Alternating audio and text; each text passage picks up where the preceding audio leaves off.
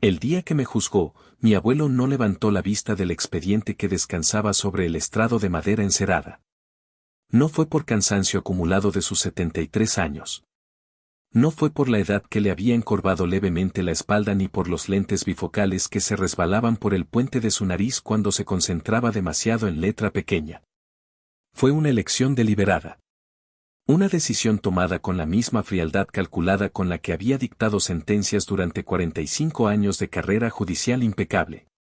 En esa sala de audiencias del juzgado de lo penal en Oaxaca, donde el aire olía a papel viejo acumulado en cajas de archivo durante décadas, a madera de pino encerada hasta brillar como espejo.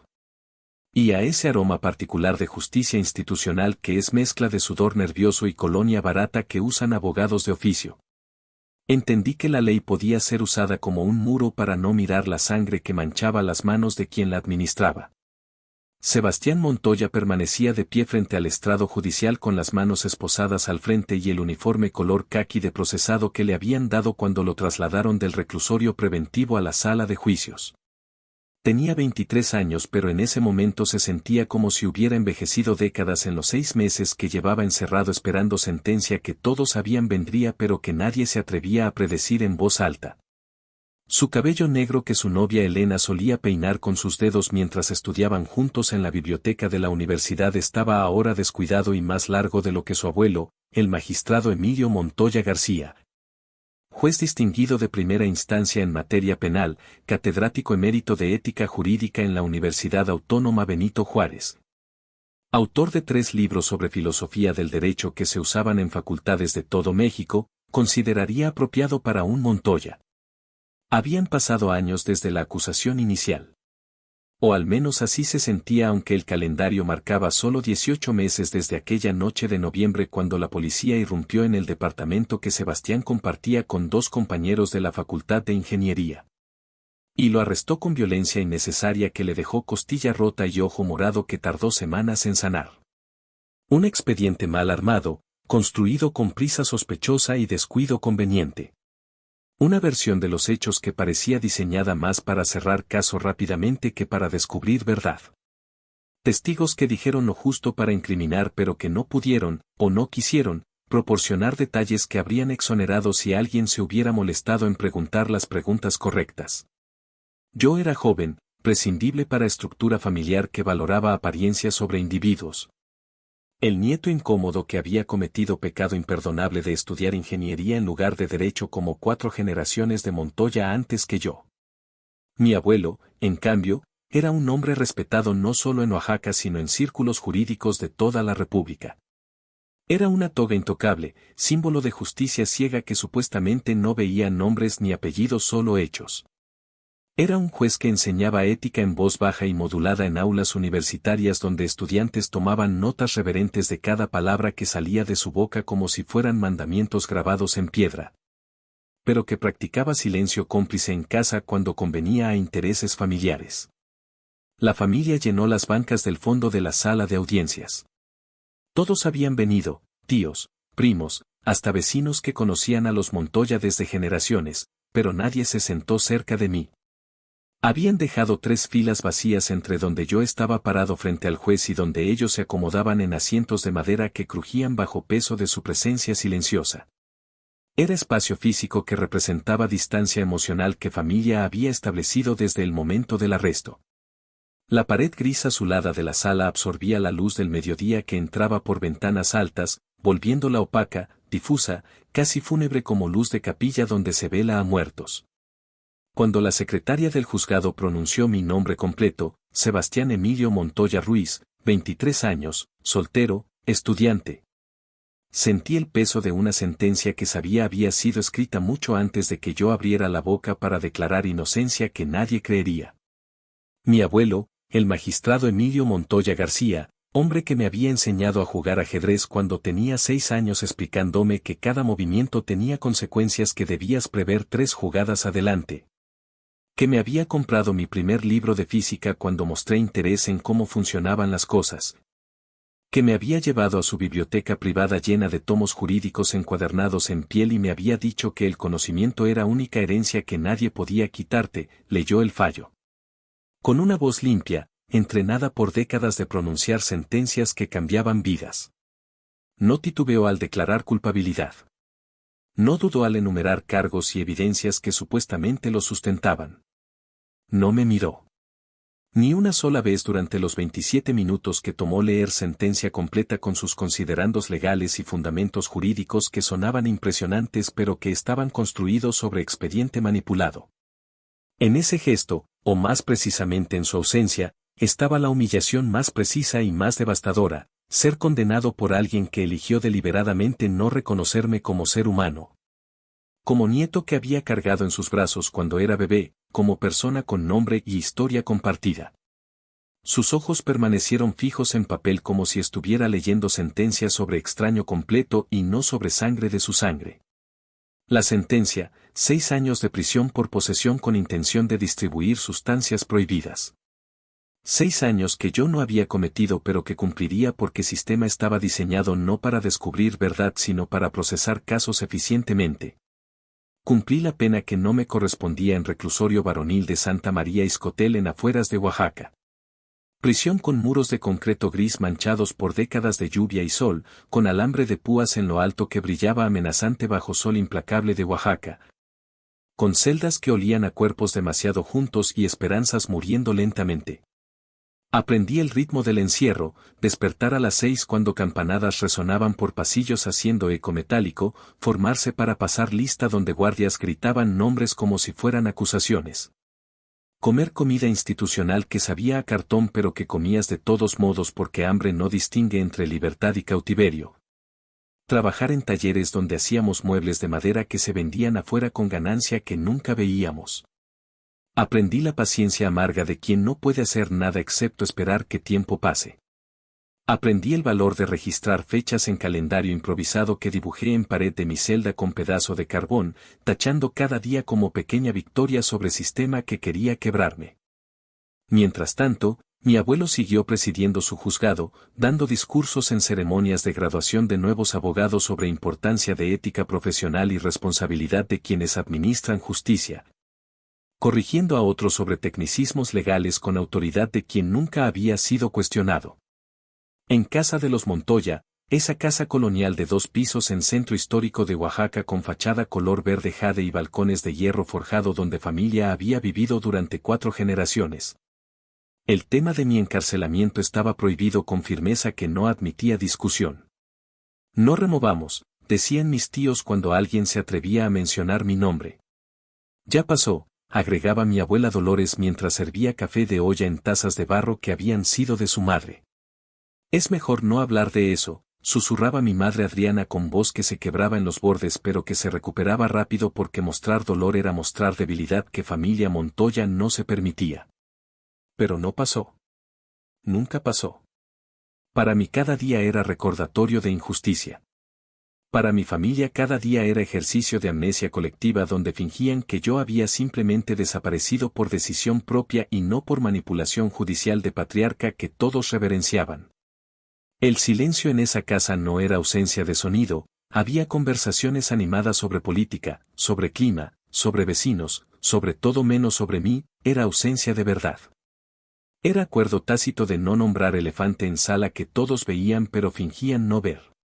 La convocatoria final llegó 6 años después, en sobrecolor crema con sello de lacre rojo que llevaba escudo de familia Montoya. Diseño pretencioso de águila sosteniendo balanza de justicia que algún antepasado había adoptado en siglo XIX cuando familia empezó a acumular prestigio legal. La convocatoria coincidió con jubilación forzosa de mi abuelo que había cumplido 75 años y que ley obligaba a retirarse aunque él hubiera querido continuar. Dijeron que sería reunión íntima para celebrar retiro de mi abuelo y para cerrar capítulos familiares que habían quedado abiertos demasiado tiempo.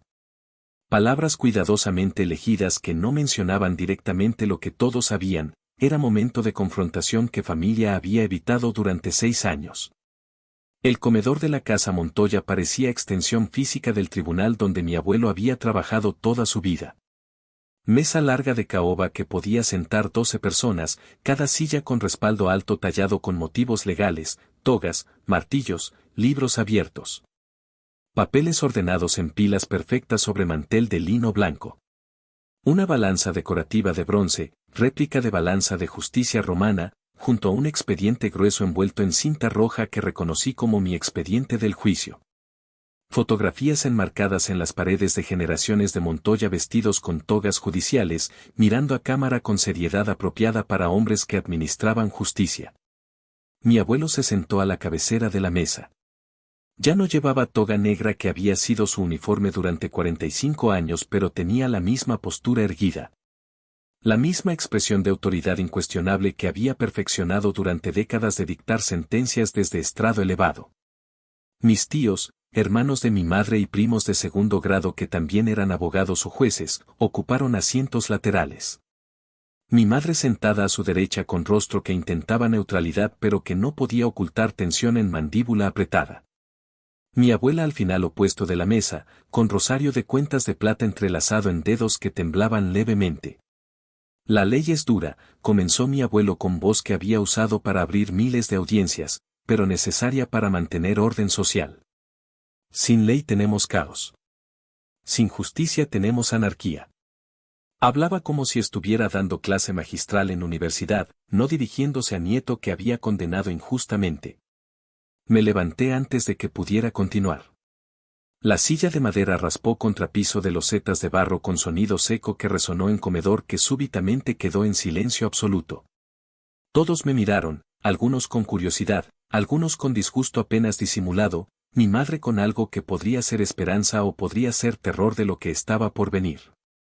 La ley también deja rastros, respondí con voz que salió más firme de lo que esperaba después de 6 años de no usar tono de confrontación. Y esos rastros cuentan historias que sentencias oficiales intentan enterrar. Coloqué sobre la mesa un legajo que había armado durante años de investigación meticulosa y obsesiva. Había comenzado en prisión donde compañeros con conexiones me ayudaron a obtener copias de documentos que oficialmente no debía poder acceder. Había continuado después de salir cuando trabajaba turnos nocturnos en gasolinera en carretera para pagar investigador privado que siguió pistas que yo señalaba. Peritajes balísticos que habían sido ignorados deliberadamente porque no apoyaban narrativa de acusación. Análisis forense de sustancia encontrada en mi departamento que mostraba que había sido plantada recientemente y no almacenada durante meses como fiscalía alegó. Fechas alteradas en reportes policiales para hacer parecer que investigación había durado más tiempo de lo que realmente duró. 3 días apresurados entre arresto y presentación de cargos cuando protocolo requería mínimo 2 semanas. Pero la pieza más condenatoria era una nota manuscrita en papel membretado del juzgado de mi abuelo.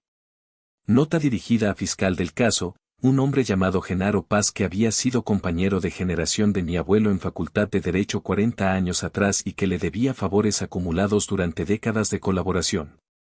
La nota era breve pero devastadora, no profundizar en inconsistencias.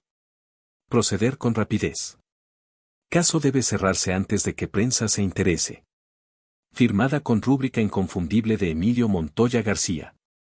No acusé con dramatismo de telenovela. No grité ni golpeé mesa ni hice escenas que habría justificado que me echaran de casa. Leí. Metódicamente. Cronológicamente. Cada documento en voz alta para que todos escucharan no solo con oídos sino con conciencia que habían mantenido adormecida durante 6 años.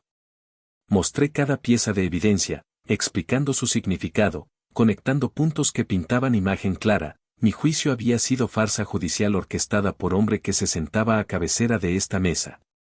El silencio cambió de dueño en ese momento. Ya no era silencio que familia imponía sobre mí sino silencio que yo imponía sobre ellos con peso de verdad innegable. La familia entendió, algunos más rápido que otros pero eventualmente todos, que el prestigio tan cuidadosamente cultivado durante generaciones también envejece, se marchita. Se pudre cuando está construido sobre mentiras y manipulación. Que toga judicial no es escudo impenetrable contra consecuencias de acciones. Mi abuelo intentó hablar. Abrió la boca. Levantó mano como hacía cuando quería silenciar a abogado en su tribunal. Pero la voz que había sido tan firme al leer mi sentencia 6 años atrás no obedeció ahora. Salió como graznido estrangulado. Se aclaró garganta. Intentó otra vez. Fracasó otra vez. Por primera vez en décadas, quizás por primera vez en su vida, Emilio Montoya García no tenía palabras. No tenía argumentos legales que lo salvaran. No tenía autoridad judicial que lo protegiera. Por primera vez yo lo miré sin bajar la cabeza, sin encorvar hombros, sin mostrar deferencia que él consideraba su derecho por edad y posición. Lo miré como uno mira a hombre que te traicionó fundamentalmente. No con odio, odio requiere inversión emocional que ya no sentía, sino con claridad fría de quien finalmente entiende verdadera naturaleza de persona que alguna vez admiró. No era venganza lo que buscaba. Venganza es emocional, caliente, satisfactoria de manera primitiva. Esto era restitución. Era corrección de registro histórico. Era afirmación de que verdad importaba incluso cuando llegaba tarde. Especialmente cuando llegaba tarde.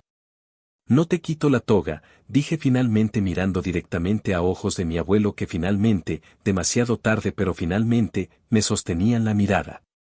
Te quito la coartada. Te quito la narrativa donde eres héroe incorruptible. Te quito el lujo de morir creyendo que eras buen hombre que solo hacía trabajo difícil. Ahora sabes y todos aquí saben que sacrificaste a tu nieto en altar de tu reputación. Y esa verdad te va a perseguir el tiempo que te quede. El aire en comedor se volvió pesado, denso, difícil de respirar como aire antes de tormenta. Nadie aplaudió mi revelación. Nadie negó mis acusaciones. Mi madre lloraba en silencio con lágrimas corriendo por mejillas sin que hiciera ningún esfuerzo por detenerlas. Mis tíos miraban mesa o pared o cualquier cosa menos a mí o a mi abuelo. Mi abuela Dolores tenía ojos cerrados y labios moviéndose en oración silenciosa.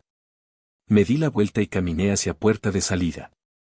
Mis pasos resonaban en piso de losetas como pasos de hombre libre, no de hombre quebrado. Afuera de la casa Montoya, el sol de Oaxaca era áspero, real, sin filtros ni mediaciones. Luz que no mentía ni ocultaba. La condena que había cargado durante 6 años había terminado finalmente donde empezó, en la mirada que eligió no mirar porque mirar significaba reconocer humanidad y reconocer humanidad significaba admitir crimen.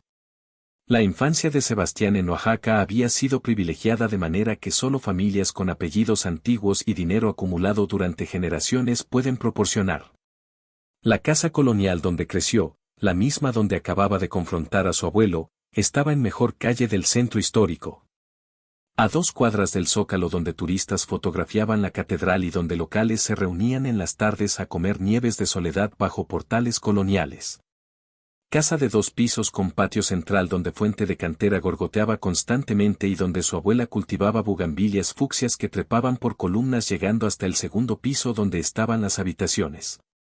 El abuelo Emilio era figura central no solo de familia sino de sociedad oaxaqueña. Juez respetado que todos llamaban magistrado Montoya incluso fuera de tribunal, como si título fuera parte inseparable de su identidad. Hombre que caminaba por calles empedradas de Oaxaca y recibía saludos reverentes de comerciantes, de abogados, de otros jueces. De cualquiera que entendiera que el poder judicial en ciudad pequeña era poder real que afectaba vidas directamente. Sebastián creció oyendo historias de grandeza familiar. De su bisabuelo que había sido juez durante Porfiriato. De su abuelo paterno que había redactado partes de Código Penal de Oaxaca en los años 30. De su propio abuelo Emilio que había sido el juez más joven nombrado en la historia de Oaxaca a los 32 años. Historias que se contaban en cenas familiares como si fueran evangelio. Historias que definían lo que significaba ser Montoya, servir a la ley, administrar justicia, mantener orden. Pero también creció viendo contradicciones que niño nota aunque no entiende completamente. Su abuelo que predicaba igualdad ante la ley pero que aceptaba invitaciones a comidas privadas con hombres ricos acusados de delitos que luego resultaban absueltos bajo tecnicismos legales. Que hablaba de importancia de seguir procedimientos pero que hacía llamadas telefónicas a colegas jueces sugiriendo cómo debían resolver casos que beneficiaban a amigos. Que insistía en que justicia era ciega pero que claramente veía apellidos y cuentas bancarias antes de dictar sentencias. Sebastián era niño curioso que hacía preguntas incómodas. ¿Por qué ese señor no fue a prisión cuando todos dicen que es culpable? ¿Por qué ese otro señor que solo robó comida está en cárcel pero el señor que robó millones está libre? Las preguntas eran recibidas con sonrisas condescendientes y explicaciones que no explicaban nada realmente. La ley es compleja, mi niño. No todo es blanco y negro. Hay matices que entenderás cuando seas mayor. La familia esperaba que Sebastián estudiara derecho como todos los Montoya. Estaba implícito. No se discutía. Era destino manifiesto tan obvio que nadie necesitaba verbalizarlo. Cuando Sebastián mostró interés en ciencias, en cómo funcionaban motores, en por qué edificios no se caían, en matemáticas que describían mundo físico, familia lo toleró como fase que pasaría. Todos los niños tienen intereses extraños, decía su madre. Ya se le pasará. Pero no se le pasó. En secundaria Sebastián ganó concurso estatal de ciencias con proyectos sobre energía solar. En preparatoria construyó puente de palitos de helado que podía soportar peso 50 veces mayor que su propio peso. Cuando llegó momento de elegir carrera universitaria, Sebastián anunció en cena familiar que estudiaría ingeniería civil. El silencio en mesa de comedor fue absoluto. Su abuelo dejó tenedor sobre plato con cuidado exagerado. Su padre, también abogado aunque sin prestigio de su abuelo, miró techo como si buscara paciencia. Su madre palideció.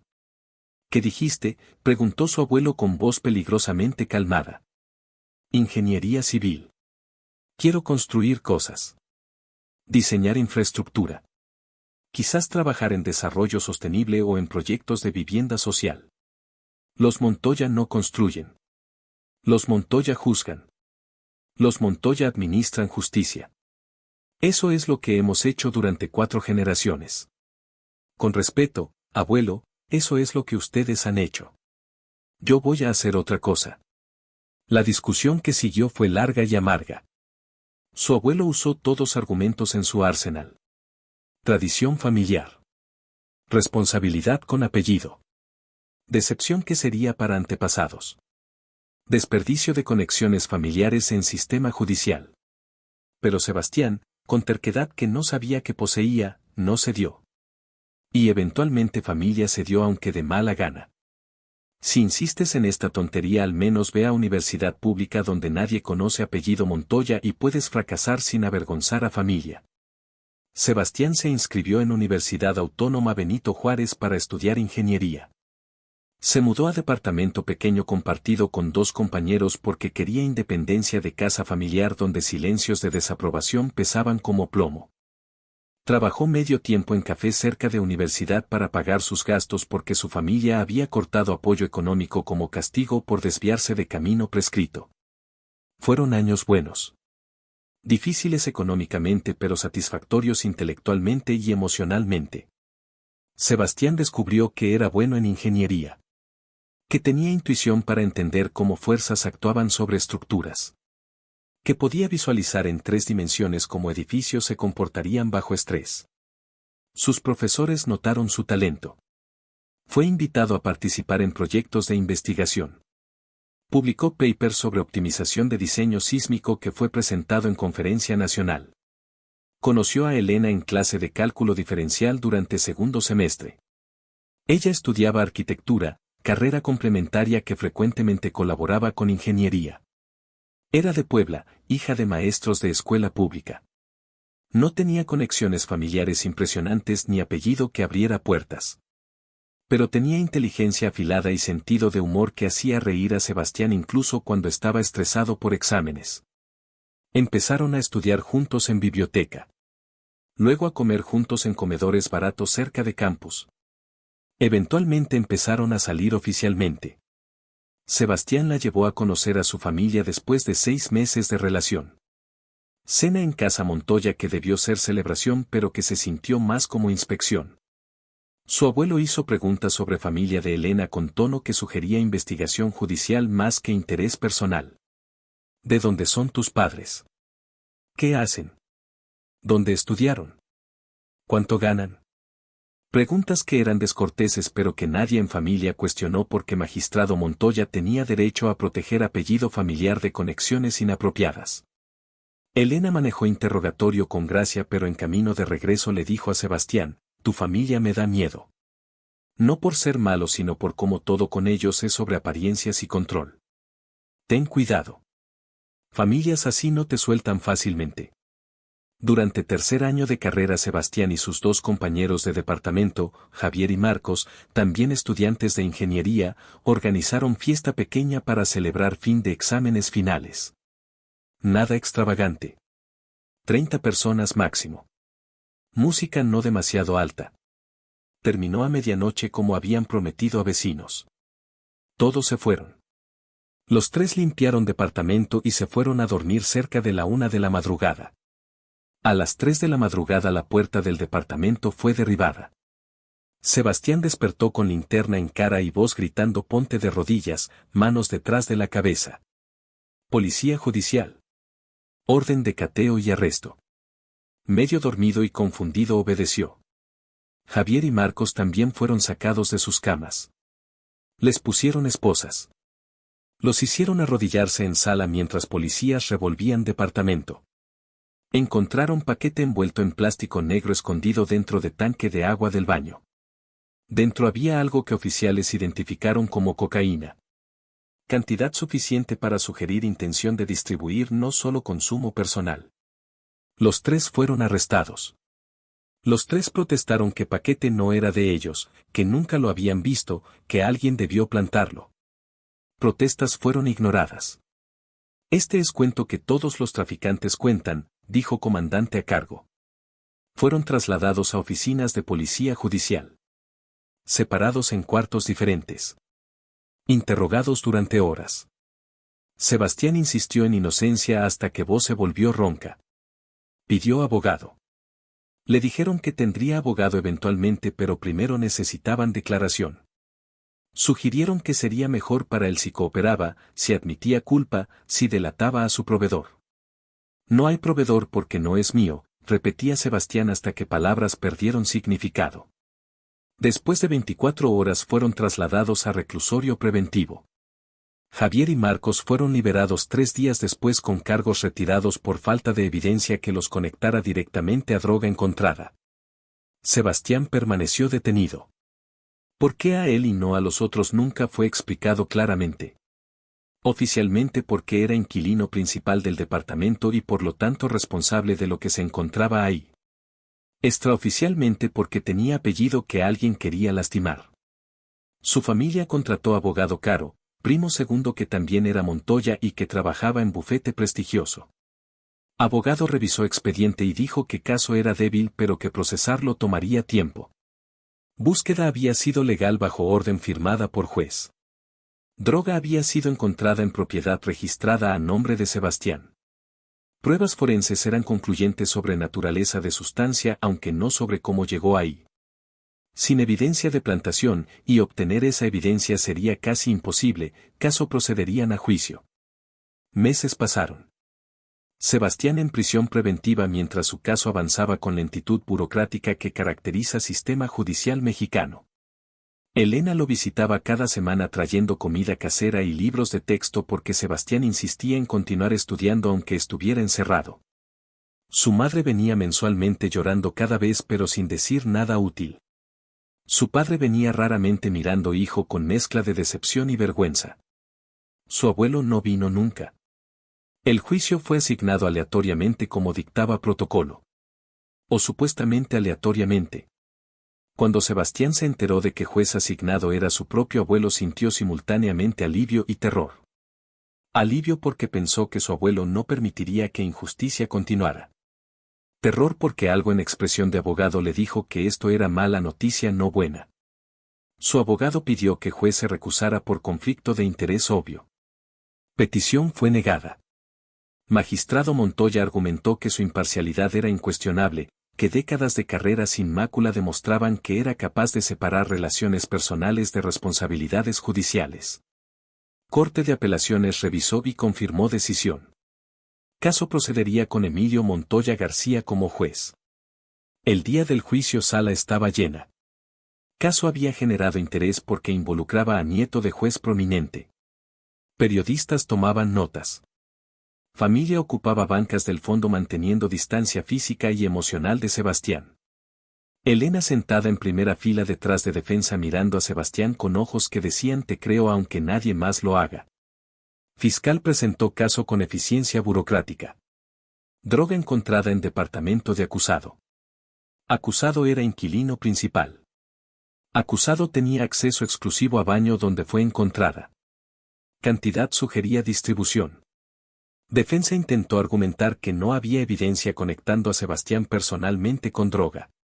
Que departamento había sido visitado por docenas de personas durante fiesta noche anterior.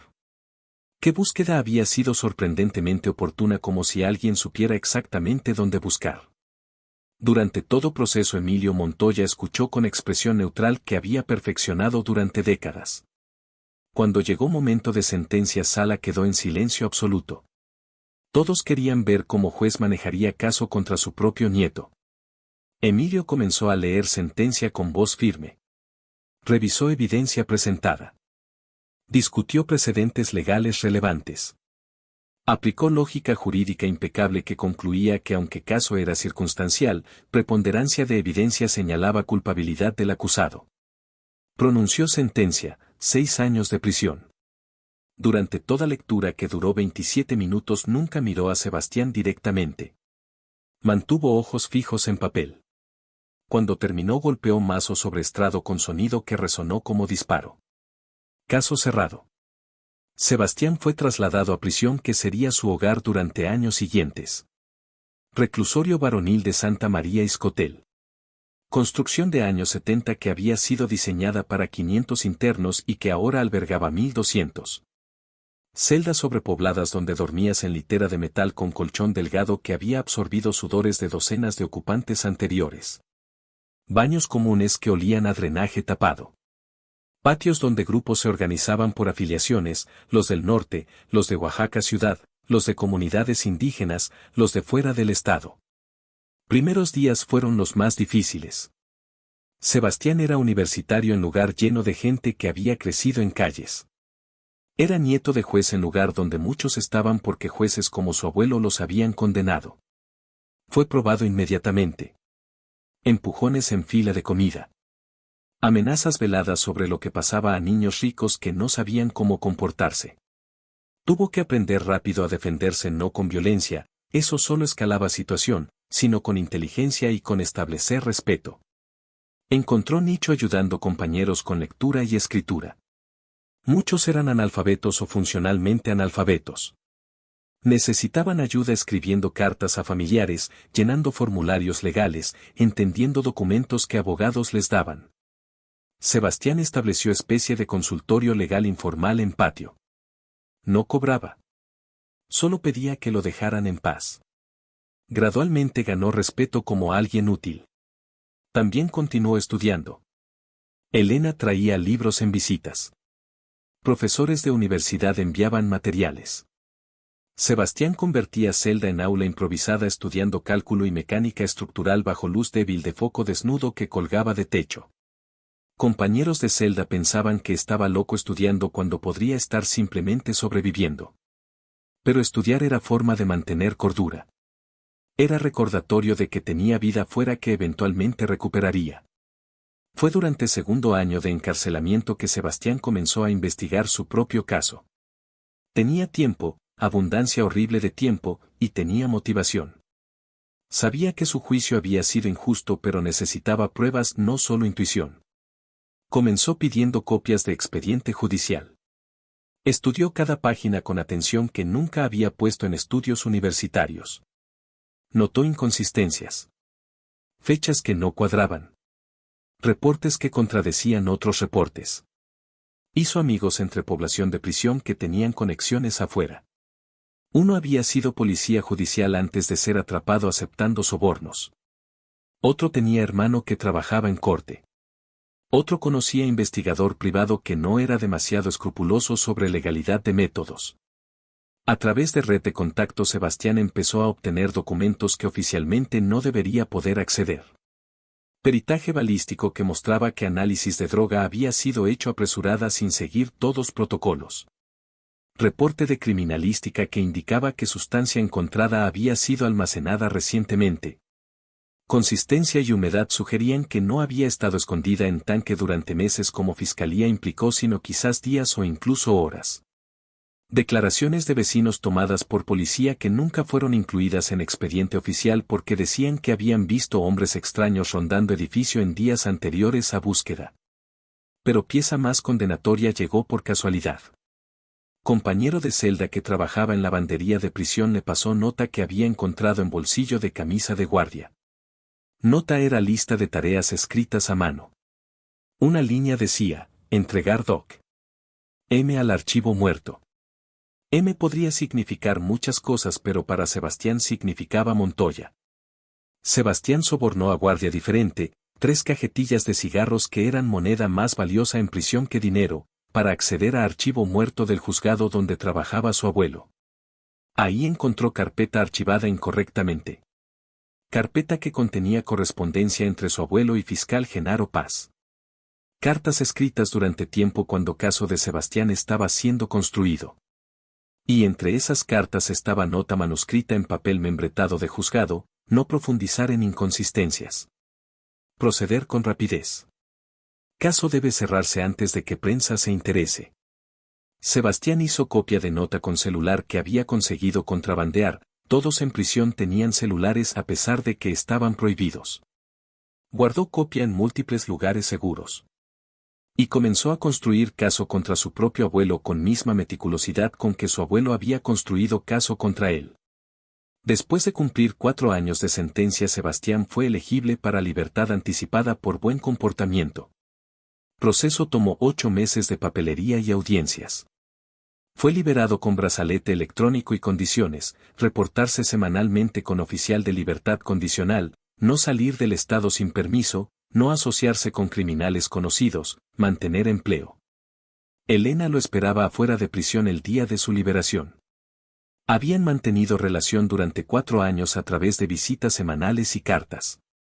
Ella había terminado arquitectura. Estaba trabajando en despacho pequeño. Había esperado.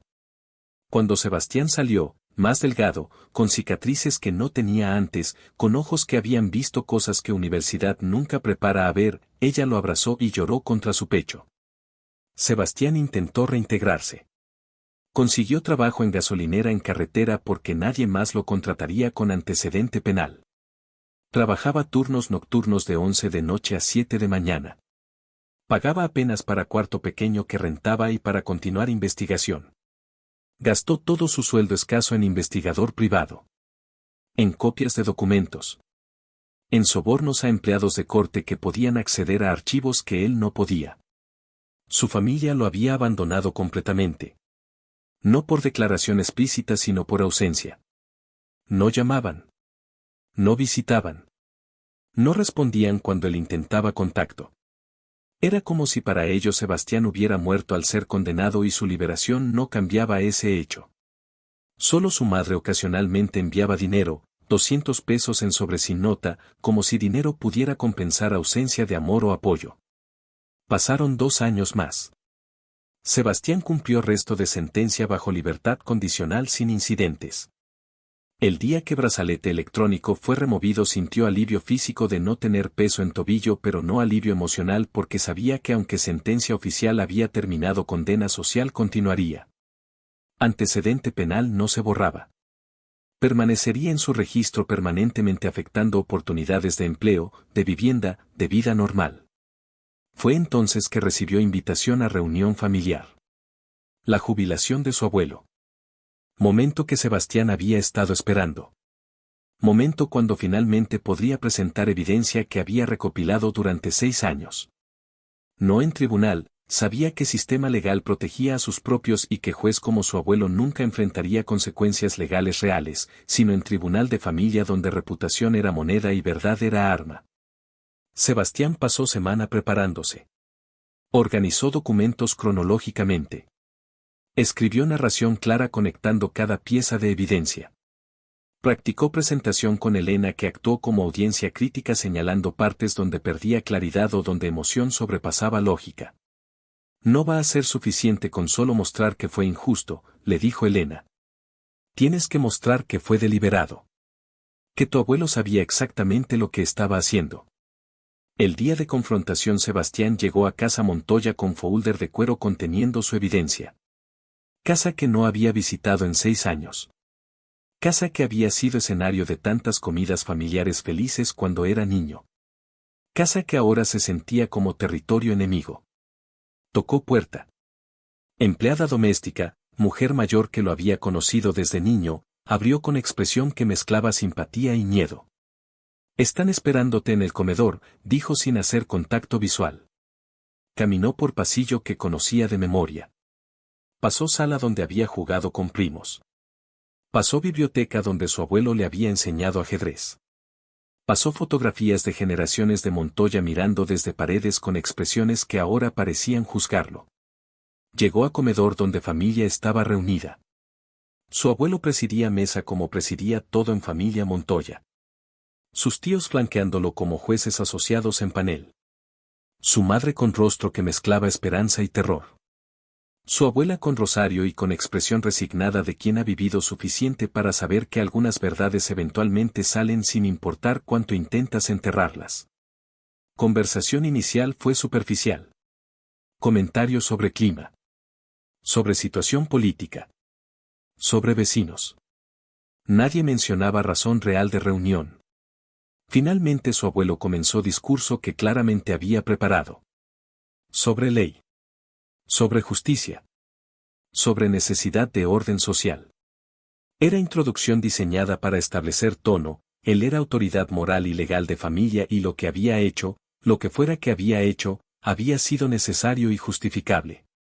Sebastián no lo dejó terminar. Se levantó interrumpiendo con acción que en familia donde respeto a mayores era sagrado era casi transgresión física. Comenzó su propia presentación. Metódicamente. Documentando cada paso de su arresto, juicio y encarcelamiento. Mostrando cada inconsistencia. Cada irregularidad. Cada violación de procedimiento que había sido ignorada. Mostró fotografías de su celda. Descripción detallada de violencia que había presenciado y experimentado. No para generar simpatía, aunque simpatía era respuesta humana apropiada, sino para hacer concreto costo de decisiones abstractas que su abuelo había tomado en comodidad de su juzgado. Luego mostró evidencia forense que probaba que su juicio había sido farsa. Análisis de sustancia encontrada que mostraba inconsistencias con narrativa de fiscalía. Testimonio de experto independiente que Sebastián había pagado de su propio bolsillo, 30,000 pesos que había ahorrado durante 2 años trabajando en gasolinera, que contradecía testimonio de experto de fiscalía. Declaraciones de testigos que nunca fueron llamados a juicio. Cada pieza construyendo caso irrefutable de que justicia no había sido servida sino pervertida. Finalmente presentó nota manuscrita de su abuelo. Evidencia de dirección directa a fiscal para cerrar caso rápidamente sin investigación adecuada. Mostró análisis de caligrafía, otro gasto de sus ahorros, confirmando que letra era de su abuelo. Pasó nota por mesa para que todos pudieran verla. Mirar firma inconfundible de Emilio Montoya García ordenando manipulación de caso contra su propio nieto. ¿Por qué?, preguntó finalmente Sebastián mirando directamente a ojos de su abuelo. ¿Por qué sacrificaste a tu nieto? ¿Por reputación? ¿Por orgullo? ¿Por demostrar que ley era más importante que familia? ¿O simplemente porque podías? Su abuelo intentó responder pero voz salió débil. No era cansancio físico que hacía voz temblar sino colapso de certeza moral que había sostenido durante décadas. Intentó justificarse. Habló sobre presión política. Sobre caso que estaba en prensa. Sobre necesidad de mostrar que nadie estaba por encima de ley incluyendo familia de jueces. Pero mientras hablaba hasta él podía escuchar cuán vacías sonaban sus palabras. No, interrumpió tía Patricia, hermana menor de su madre que había sido abogada defensora antes de casarse y retirarse. No intentes convertir esto en acto noble. Sacrificaste a Sebastián porque era conveniente. Porque alguien necesitaba ser procesado rápido para demostrar que sistema funcionaba y decidiste que mejor fuera el que alguien con familia que pudiera causar problemas reales. Lo usaste. Silencio cayó sobre comedor como manto pesado.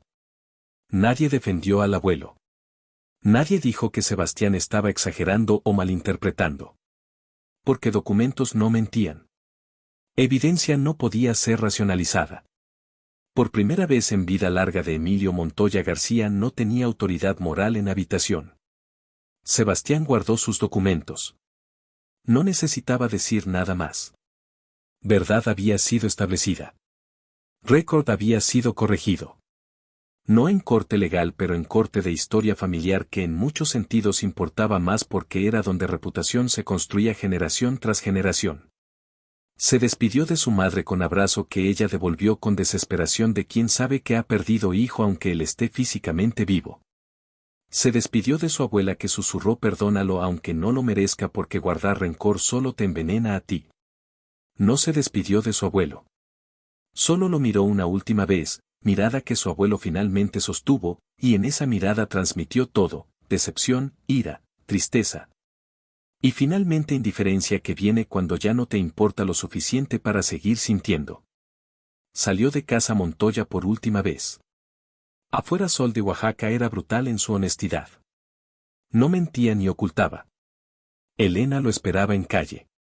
Habían acordado que ella no entraría porque esta era confrontación que Sebastián necesitaba tener solo.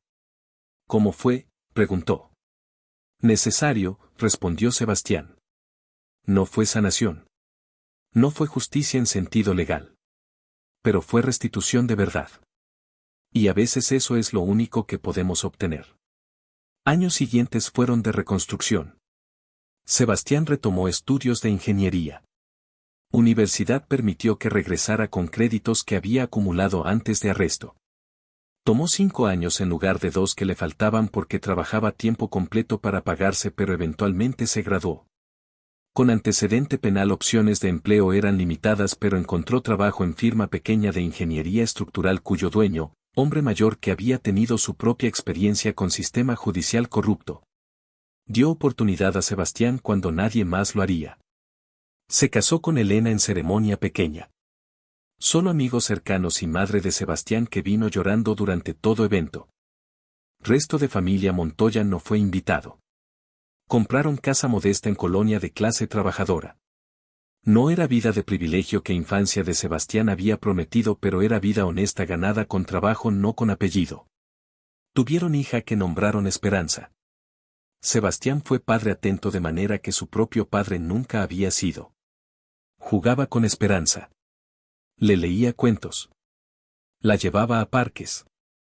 Y cuando ella preguntaba por qué no veía a abuelo paterno, porque niños eventualmente notan ausencias, Sebastián le explicó en términos que niña de 6 años podía entender. A veces gente que debería cuidarnos toma decisiones que nos lastiman. Y cuando eso pasa está bien poner distancia para protegerte. No es falta de perdón. Es amor propio. Su abuelo murió cuando Sebastián tenía 35 años. Aneurisma cerebral. Muerte rápida que quizás era misericordia porque alternativa habría sido deterioro lento que habría sido horrible para hombre que valoraba su mente sobre todo. Funeral fue grande, colegas jueces, abogados, profesores, estudiantes, todos vinieron a rendir homenaje a magistrado Montoya que había servido justicia durante décadas. Sebastián asistió. No por respeto sino por cierre. Se sentó en última fila de capilla. Escuchó eulogias que hablaban de integridad de su abuelo, de dedicación a ley, de legado que dejaba. Nadie mencionó caso de Sebastián. Nadie mencionó que últimos años de vida de Emilio habían sido manchados por revelación de que había manipulado caso contra propio nieto. Eso había sido borrado de narrativa oficial de su vida. Pero después de servicio funerario, cuando cuerpo había sido llevado a cementerio y cuando multitud se dispersaba, varios abogados jóvenes se acercaron a Sebastián. Sabemos lo que hizo, dijo uno. Historia circula entre quienes trabajamos en sistema. Tu abuelo no es héroe que pretendía ser. Gracias por no dejar que esa mentira se vuelva su legado completo. Sebastián asintió. No era satisfacción que sentía sino tristeza. Tristeza por lo que pudo haber sido si su abuelo hubiera elegido diferente. Si hubiera puesto familia sobre ego. Si hubiera usado su poder para proteger en lugar de castigar. Pero uno no puede vivir en mundo de posibilidades. Solo puede vivir en mundo de realidades. Con muerte de su abuelo algo en familia Montoya se rompió permanentemente. Los tíos que habían sido cómplices silenciosos de injusticia contra Sebastián comenzaron a alejarse unos de otros. Disputas sobre herencia, casa colonial, ahorros, pensión judicial, revelaron fracturas que siempre habían estado ahí pero que prestigio del patriarca había mantenido cubiertas. Familia que había proyectado imagen de unidad se fragmentó en individuos persiguiendo intereses propios. Madre de Sebastián lo visitaba ocasionalmente. Relación era cordial pero distante. Ella nunca había defendido a su hijo cuando importaba y esa traición, aunque pasiva, era difícil de perdonar completamente. Pero Sebastián permitía visitas porque Esperanza merecía conocer a su abuela y porque guardar rencor indefinidamente solo te envenena como su propia abuela había dicho años atrás. En sus 40 Sebastián estableció Fundación Pequeña. Organización sin fines de lucro que proporcionaba apoyo legal a personas que habían sido condenadas injustamente pero que no tenían recursos para apelar sus casos. No podía salvar a todos. Recursos eran limitados. Pero cada caso que lograban revertir era pequeña victoria contra sistema que prefería eficiencia sobre justicia. Fundación se llamaba Proyecto Verdad. Logo era balanza de justicia pero inclinada, representación visual de que justicia en México estaba desequilibrada favoreciendo a poderosos. Sebastián daba charlas en universidades sobre su experiencia. No con amargura sino con análisis claro de cómo sistema judicial podía ser manipulado y cómo ciudadanos podían protegerse y defenderse. En una de esas charlas estudiante de Derecho levantó mano. Su abuelo fue juez famoso, ¿verdad? ¿Cómo puede hablar de reforma judicial cuando su propia familia fue parte del sistema? Sebastián respondió con honestidad que había aprendido a través de dolor, precisamente porque mi familia fue parte del sistema sé cómo funciona realmente. Sé que togas no hacen a jueces inmunes a corrupción o a ego o a usar poder para fines personales. Y sé que cambio real viene no de confiar en que buenos hombres administrarán sistema correctamente sino de construir sistemas que limitan daño que incluso buenos hombres pueden hacer. La charla fue grabada. Se volvió viral en círculos de activismo legal. Sebastián recibió invitaciones a hablar en otros lugares. En conferencias legales. En programas de noticias. Se convirtió sin planearlo en voz para reforma judicial. No como experto académico sino como alguien que había vivido consecuencias de sistema roto. Enfrentó críticas. Familia Legal de México, jueces, magistrados, fiscales, lo acusaron de manchar reputación de profesión basado en caso aislado. Lo acusaron de usar tragedia personal para ganar atención. Lo acusaron de deshonrar memoria de su abuelo. Sebastián respondió con documentación. Con estadísticas mostrando tasas de error en sistema judicial. Con otros casos donde evidencia sugería manipulación similar pero donde víctimas no tenían recursos o plataforma para hablar. No todos en familia lo abandonaron. Prima Ana, hija de tía Patricia que había sido única que había cuestionado a su abuelo durante confrontación, se acercó cuando cumplió 25 años. Estudiaba trabajo social. Quería entender qué había pasado realmente. Sebastián le contó historia completa sin endulzar. Ana lloró. Luego preguntó, ¿puedo ayudar con tu fundación? ¿Necesitas voluntarios? Ana se convirtió en coordinadora de alcance comunitario de Proyecto Verdad. Visitaba prisiones identificando casos con posibilidad de ser injustos. Conectaba prisioneros con abogados dispuestos a trabajar pro bono. Organizaba campañas de concientización. En ella Sebastián vio esperanza de que no todas las Montoyas seguirían patrón de priorizar reputación sobre justicia. En sus 50 Sebastián recibió reconocimiento inesperado. Organización Internacional de Derechos Humanos le otorgó premio por trabajo en reforma judicial. Ceremonia fue en Ciudad de México con presencia de funcionarios, académicos, activistas. Durante discurso de aceptación Sebastián habló sobre su abuelo. No con rencor pero tampoco con absolución. Mi abuelo fue producto de sistema que le enseñó que ley era más importante que personas. Que orden social requería sacrificios individuales.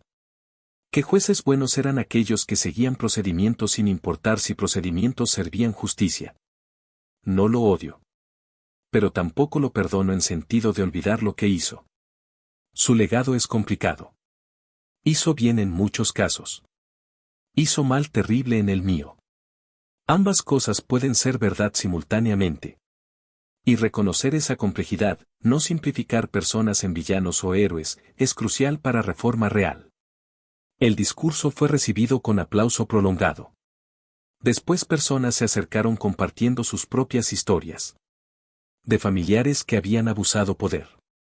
De sistemas que habían fallado. De búsquedas de justicia que habían tomado décadas. Sebastián escuchó cada historia entendiendo que su experiencia no era única sino parte de patrón más grande de cómo poder se perpetúa a través de instituciones y familias. Esa noche en hotel en Ciudad de México, Sebastián llamó a Elena. Le contó sobre ceremonia. Sobre reconocimiento. Sobre sensación extraña de que su sufrimiento había sido transformado en algo potencialmente útil para otros. Elena, compañera durante 30 años que había esperado durante encarcelamiento y que había construido vida con él después, dijo algo que resonó: el dolor que no te destruye te transforma. No significa que dolor era bueno o necesario. Significa que sobreviviste y decidiste que tu supervivencia tendría significado. Cuando Sebastián cumplió 60 años, Proyecto Verdad había ayudado a exonerar 23 personas que habían sido condenadas injustamente. 23 vidas que habían sido restauradas aunque nunca completamente porque años perdidos en prisión no se recuperan. Pero era algo. Era evidencia de que su experiencia había servido propósito más allá de su propia historia. En celebración de su cumpleaños su hija Esperanza, ahora abogada defensora, le regaló álbum de fotografías. Incluía fotos de Sebastián cuando era joven antes de arresto.